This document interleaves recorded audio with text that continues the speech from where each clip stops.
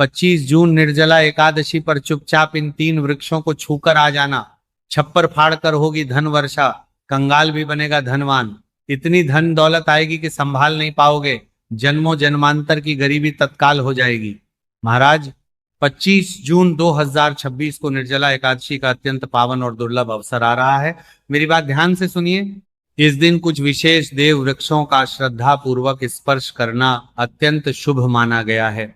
मान्यता है कि इस पावन अवसर पर इन दिव्य वृक्षों का आशीर्वाद प्राप्त करने से जीवन में सुख, समृद्धि, उन्नति और सौभाग्य के मार्ग खुल सकते हैं। महाराज, इन दिव्य वृक्षों का स्पर्श ब्रह्म मुहूर्त से लेकर सूर्योदय के समय तक करना अत्यंत शुभ माना गया है। यदि उस समय संभव न हो तो प्रातः काल स्नान के बाद अथवा सायंकाल सूर्यास्त से पहले लगभग शाम 5 बजे से 7 बजे के बीच श्रद्धा पूर्वक इन वृक्षों का स्पर्श कर सकते हैं। रात्रि में इन वृक्षों का स्पर्श नहीं करना चाहिए। धार्मिक मान्यताओं के अनुसार देव वृक्षों की पूजा और स्पर्श दिन के समय ही अधिक शुभ माना गया। महाराज, आज हम जिन चमत्कारी देव वृक्षों के बारे में बात करने वाले हैं, उन देव वृक्षों में निर्जला एकादशी के दिन भगवान विष्णु और भगवान भोलेनाथ दोनों का विशेष आशीर्वाद माना जाता है और यह वृक्ष आपके घर के आसपास ही बड़ी आसानी से मिल जाएंगे। इन देव वृक्षों के बारे में स्वयं महादेव ने अपने प्रिय भक्त रावण को बताया है कि कोई भी व्यक्ति सही समय पर, सही मुहूर्त पर और श्रद्धा के साथ इन वृक्षों का सम्मान करता है तो उसके जीवन में शुभ परिवर्तन आने लगते हैं। धार्मिक मान्यताओं के अनुसार 25 जून निर्जला एकादशी के दिन इन वृक्षों का स्पर्श करने से भगवान विष्णु और भगवान शिव दोनों की विशेष कृपा प्राप्त होती है और जीवन में चल रही अनेक बाधाएं दूर होने लगती हैं।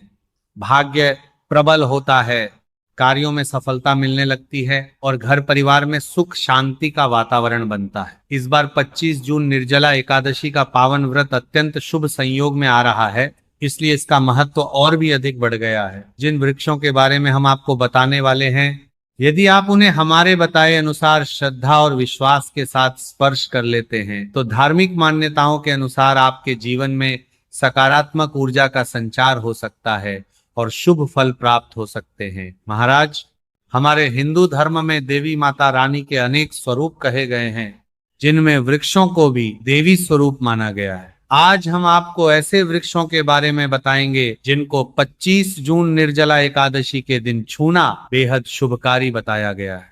धार्मिक मान्यताओं के अनुसार इस दिन इन वृक्षों का स्पर्श करने से नकारात्मकता दूर होती है और जीवन में शुभता का आगमन होता है। निर्जला एकादशी का दिन भगवान विष्णु और भगवान भोलेनाथ दोनों को प्रसन्न करने के लिए अत्यंत महत्वपूर्ण माना जाता है और इस पावन अवसर पर कुछ ऐसे वृक्ष हैं जो देव वृक्ष कहे गए हैं, देवी वृक्ष कहे गए हैं। महाराज, पहला वृक्ष है जो कि बहुत ही महत्वपूर्ण है। ये पौधा है शमी का वृक्ष। शमी के वृक्ष को हमारे धर्म शास्त्र में जगदम्बा के स्वरूप के रूप में पूजा जाता है। यह स्वयं माँ जगदम्बा का स्वरूप है और इस पर माँ जगदम्बा साक्षात विराजमान रहती हैं। अगर आप 25 जून निर्जला एकादशी के दिन संध्या काल में शमी के वृक्ष के नीचे धूप और दीपक जलाते हैं तो आपकी सारी परेशानियां और कष्ट दूर हो जाते हैं। इसके अलावा शमी की जड़ में सिंदूर डालने से व्यक्ति को अच्छे स्वास्थ्य की प्राप्ति होती है।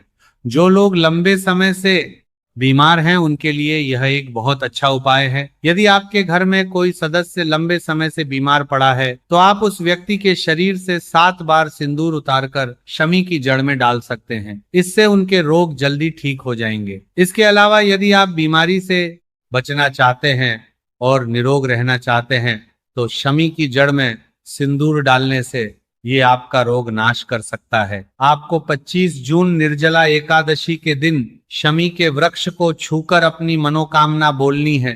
जब आप इसे करेंगे तो आप देखेंगे कि आपकी मनोकामना पूरी हो जाएगी और आपकी दरिद्रता समाप्त हो जाएगी। इस दिन शमी के वृक्ष के प्रभाव से आपको अपार लाभ मिल सकता है।